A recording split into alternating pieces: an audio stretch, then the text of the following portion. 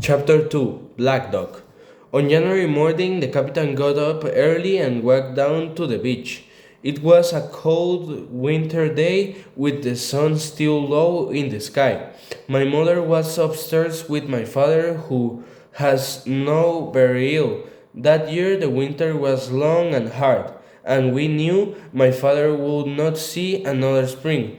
I was getting the table ready for the captain's breakfast. Suddenly, the door of the inn opened and a man stepped inside. I had never seen him before. He wore a sailor shirt sword by his side, and I noticed he had only 3 fingers on his left hand.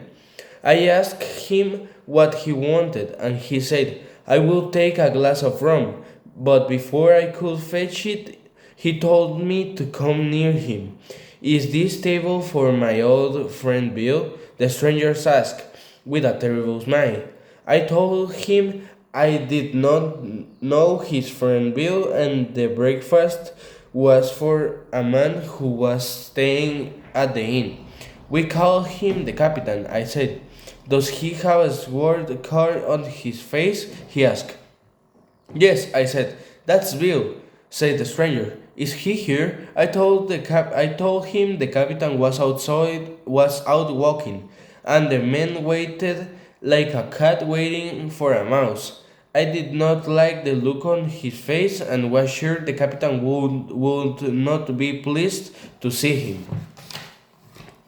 When the captain came back, the man pulled me behind the door. The captain opened the door and walked across the room. Bill, said the stranger. The captain turned quickly and saw us. The color went from his face and he looked old and sick. Black Dog, he said. He stared at the stranger.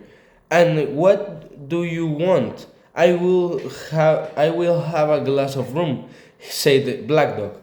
Then you then you and I will sit and talk like old friends. I finished the room and they told me to go away. I went out the room, but the voices became louder. No, no, and that's an end of it. I hear the captain shout, if one is caught, we will all be caught. There were more shouts, and then the sound of the table crashing over. Next, I heard the sound of sword, and out ran Black Dog with blood running down his shoulder. He ran out of the inn and along the road.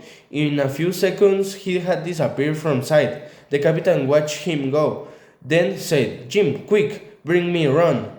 He turned, he turned and went back into the inn, but he could only just stand on his feet. I realized he was feeling ill and ran to fetch the rum. Then I heard him falling and hurried back to find him on the floor. My mother heard the noises and came downstairs. We lifted the captain's head. His eyes were closed and his face was terrible color. At the moment, Dr. Lipsy arrived to see my father. He looked at the captain and said to my mother, his heart can't take much more of this. I told him drinking rum will kill him, and it nearly has. The captain opened his eyes and tried to sit up. Where's Black Dog? He asked.